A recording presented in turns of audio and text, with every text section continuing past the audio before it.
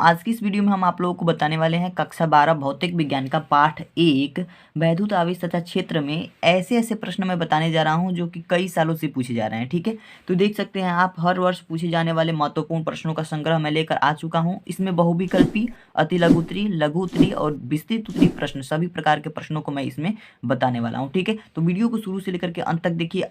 तो जिस तरीके से मैं इस चैप्टर का इंपॉर्टेंट क्वेश्चन लेकर के आया हूँ, उसी तरह से हर एक चैप्टर का इंपॉर्टेंट क्वेश्चन मैं लेकर के आऊँगा और आपको अच्छे तरीके से तैयार कराऊँ। तो आइए सबसे पहले देख लेते हैं कौन कौन से ऐसे बहुविकल्पी प्रश्न हैं जो कई सालों से पूछे जा रहे हैं। ठीक है, तो सबसे पहले देखते हैं वैद्युतशीलता एप्सिलॉन नॉट का एसआई मात्रक है। तो जो वैद्युतशीलता एप्सिलॉन नॉट होता है इसका मात्रक होता है कूलाम स्क्वायर प्रति न्यूटन मीटर स्क्वायर। इतना सारा ऑप्शन दिया गया है लेकिन ऑप्शन पहला हमारा जो है सही है। ठीक है, तो एप्सिलॉन नॉट को हम वैद्युतशीलता कहते हैं और इसका मात्रक होता है कूलाम स्क्वायर प्रति न्यूटन मीटर स्क्वायर। ठीक है, तो ये ऑप्शन हमारा सही होगा। और देख सकते हैं आप ये प्रश्न जो है 2014 में, 15 में, 17 में, 20 में और 22 में कई सालों से ये प्रश्न पूछा जा रहा है। ठीक है, तो आइए देखते हैं दूसरा प्रश्न हमारा क्या है। दूसरा प्रश्न है हमारा विद्युत फ्लक्स का मात्रक है। ठीक है, दूसरा प्रश्न है विद्युत फ्लक्स का मात्रक है। ऑप्शन दिया गया है न्यूटन प्रति कूलाम, वोल्ट मीटर, वोल्ट प्रति मीटर, न्यूटन मीटर प्रति कूलाम। ठीक है, तो इस प्रश्न का सही उत्तर होगा हमारा वोल्ट मीटर। ठीक है, तो विद्युत फ्लक्स का मात्रक जो होता है वोल्ट मीटर होता है। ठीक है,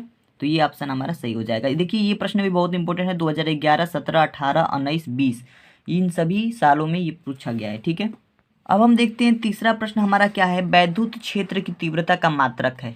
तीसरा प्रश्न है वैद्युत क्षेत्र की तीव्रता का मात्रक है। ये 2013 में, 15 में, 16 में और 17 में पूछा गया है। ठीक है, तो ऑप्शन दिया गया है कूलाम प्रति न्यूटन, जूल प्रति न्यूटन, न्यूटन प्रति कूलाम और न्यूटन प्रति मीटर। तो सही उत्तर है आपका तीसरा, न्यूटन प्रति कूलाम, यानी कि विद्युत क्षेत्र की तीव्रता का जो मात्रक होता है न्यूटन प्रति कूलाम होता है। ठीक है, ये प्रश्न भी इंपॉर्टेंट है। अगला क्वेश्चन है, चौथा नंबर क्वेश्चन हमारा है, निम्न में से कौन सा विद्युत क्षेत्र का मात्रक नहीं है। निम्न में से कौन सा विद्युत क्षेत्र का मात्रक नहीं है। 2014 में पूछा गया है, 18 में पूछा गया और 20 में पूछा गया है। देखिए इसमें ऑप्शन दिया गया है न्यूटन प्रति कूलाम, वोल्ट मीटर, जूल प्रति कूलाम, जूल प्रति कूलाम प्रति मीटर।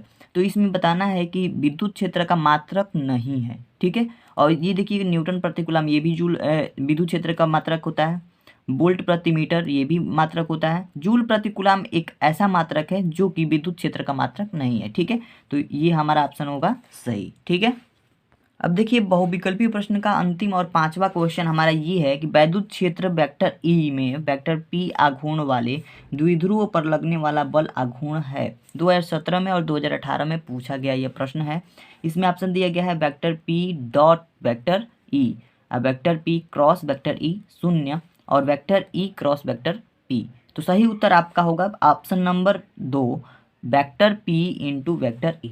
ठीक है, क्रॉस वाला ऑप्शन जो आपका सही होगा। ठीक है, तो ये रहे आपके बहुविकल्पी प्रश्न जो कि अत्यंत महत्वपूर्ण है। ये सारे प्रश्न तैयार कर लीजिएगा। अब हम बात करते हैं अति लघु उत्तरी प्रश्नों के बारे में। ठीक है, तो बात की जाए अति लघु उत्तरी प्रश्न की, तो मैं इस वीडियो में ऐसे प्रश्न बता रहा हूँ जो कि रिपीटेड प्रश्न है और कई सालों से ये पूछे जा रहे हैं। ठीक है, तो प्रश्न 1 की बात की जाए तो पहला प्रश्न अति लघु उत्तरी में आ सकता है कि वैद्युत क्षेत्र की तीव्रता की परिभाषा लिखिए और इसका मात्रक भी लिखिए। ठीक है, ये 2015, 16 और 17 में पूछा गया हुआ प्रश्न है। दूसरा क्वेश्चन आपका ये हो सकता है, एक समान वैद्युत क्षेत्र सदिश वेक्टर ई बराबर 2i cap plus 3j cap minus 4k cap volt प्रति मीटर में एक पृष्ठ के क्षेत्रफल वेक्टर ए बराबर 8j कैप मीटर स्क्वायर से गुजरने वाले वैद्युत फ्लक्स की गणना कीजिए। ठीक है, तो वैद्युत फ्लक्स की गणना करना या न्यूमेरिकल से भी प्रश्न ऐसे ऐसे आते हैं जो कि कई सालों से पूछे हुए रहते हैं। ठीक है, तो ये जो दूसरा प्रश्न आपका है 2013 में, 14 में, 19 में और 2022 में भी आया हुआ प्रश्न है। ठीक है, अब देखिए अति लघु उत्तरी का तीसरा प्रश्न हमारा क्या है। तीसरा प्रश्न है 1.0 माइक्रोकूलाम के दो बराबर एवं विपरीत प्रकार के आवेश 2.0 मिलीमीटर दूर पर रखे गए हैं।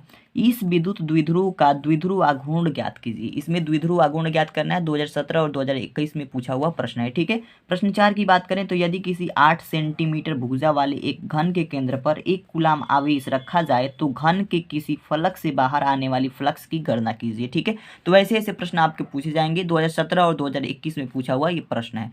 तो ऐसे ऐसे प्रश्न जो कि कई सालों से पूछे गए हैं उन प्रश्नों को मैं इसमें बताते जा रहा हूँ। तो अति लघु उत्तरी में ये 4 प्रश्न आप तैयार कर लीजिएगा क्योंकि ये 4 प्रश्न हर साल पूछे गए हैं, यानी कि अधिकतम समय तक ये सवाल पूछे गए हैं और इससे रिलेटेड ही कुछ सवाल आते हैं, थोड़ा सा इधर उधर कर दिया जाता है। ठीक है, अब हम बात करते हैं लघु उत्तरीय प्रश्न की। तो लघु उत्तरीय प्रश्न में जो पहला प्रश्न हमारा है, वैद्युत फ्लक्स की परिभाषा तथा मात्रक लिखिए। ठीक है, वैद्युत फ्लक्स की परिभाषा और उसका मात्रक लिखना है। 2015, 19 और 20 में पूछा हुआ ये प्रश्न है। दूसरा प्रश्न देखिए, भुजा ए वाले वर्ग के चारों कोनों ABCD में से प्रत्येक पर आवेश Q रखा गया है। बिंदु डी पर रखे आवेश पर लगने वाले बल ज्ञात करना है, यानी बल की गणना करनी है। ठीक है, तो 2018 और 2019 में ये पूछा हुआ प्रश्न है। तीसरे प्रश्न की बात करें तो तीसरा प्रश्न हमारा है, दो बिंदु आवेश +9 इलेक्ट्रॉन एवं प्लस इलेक्ट्रॉन एक दूसरे से 16 सेंटीमीटर की दूरी पर स्थित हैं।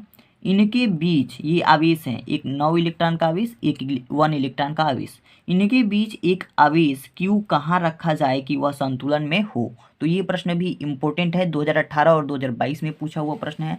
चौथा प्रश्न देखिए, चौथा प्रश्न हमारा लघु उत्तरीय प्रश्न में कहा है, एक अनंत लंबाई के एक समान आवेशित सीधे तार का रैखिक आवेश घनत्व 10.0 गुणे 10⁻⁸ कूलाम प्रति मीटर है। ठीक है, यानी 10 गुणे 10⁻⁸ कूलाम प्रति मीटर है। तार से 2 सेंटीमीटर दूर उत्पन्न विद्युत क्षेत्र की तीव्रता की गणना करनी है। ठीक है, 2019 और 2020 में पूछा हुआ प्रश्न है ये चौथा प्रश्न। तो ये 4 प्रश्न आप लघु उत्तरीय प्रश्न में तैयार कर लीजिएगा। 4 प्रश्न अगर आप तैयार कर लेते हैं तो आपके हो सकते हैं कि ये सारे क्वेश्चन मिल जाएं, और या नहीं मिलेंगे तो ऐसे ही क्वेश्चन आएंगे और आप आसानी से कर ले जाएंगे। तो ये सभी क्वेश्चन को आप अच्छे तरीके से करने का प्रयास कीजिएगा। अब हम बात करने वाले हैं विस्तृत उत्तरीय प्रश्न के बारे में। ठीक है, जो कि लॉन्ग आंसर में आते हैं और ये अधिक नंबर के होते हैं। इन सब क्वेश्चन को तैयार करना बहुत ज़रूरी होता है। तो इसमें मैं 3 ऐसे इंपॉर्टेंट क्वेश्चन लेकर के आया हूँ जो हर साल ही पूछे जाते हैं, हर साल पूछे जाते हैं। आप देख सकते हैं 2013, 14, 15, 16, मतलब हर साल, कोई ऐसा साल बाकी नहीं है जिस साल में ये प्रश्न न आए हों। ठीक है, किसी भी सेट में। तो देखिए, विस्तृत उत्तरीय प्रश्न में पहला प्रश्न आपका ये हो सकता है, किसी वैद्युत द्विध्रुव के कारण अक्षीय स्थिति में किसी बिंदु पर वैद्युत क्षेत्र की तीव्रता का व्यंजक प्राप्त कीजिए, ज्ञात कीजिए। ठीक है, 2013 में, 14 में, 16 में, 19 में और 22 में पूछा हुआ प्रश्न है। देखिए, इतने सालों से ये प्रश्न पूछा जा रहा है। दूसरा प्रश्न हमारा, स्थिर वैद्युत में गॉस की प्रमेय क्या है।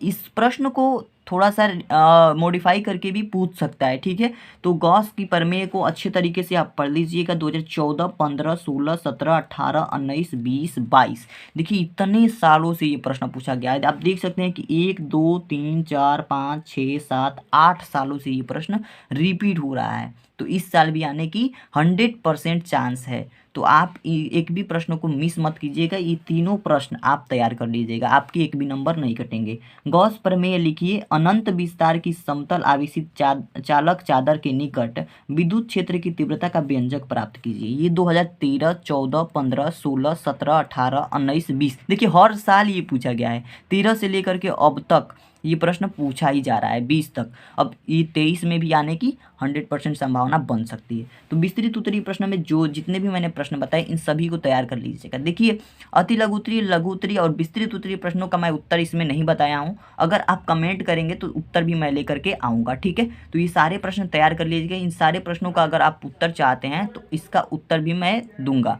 प्लीज़ आप कमेंट कीजिएगा कि हमें उत्तर चाहिए, तो हम आपको उत्तर भी ला करके देंगे। और अब बचे हुए 1 महीने में आपकी तैयारी बहुत अच्छे तरीके से होगी। सारे चैप्टर के ऐसे ही इंपॉर्टेंट क्वेश्चन मैं देता रहूँगा। तो चैनल को सब्सक्राइब करके, वीडियो अगर पसंद आई है तो वीडियो को लाइक कर दीजिए। अगर आपको आंसर चाहिए इस सभी प्रश्नों का तो कमेंट करके बता दीजिए। ठीक है, तो मिलते हैं नेक्स्ट वीडियो में। आज के लिए इतना ही, थैंक यू।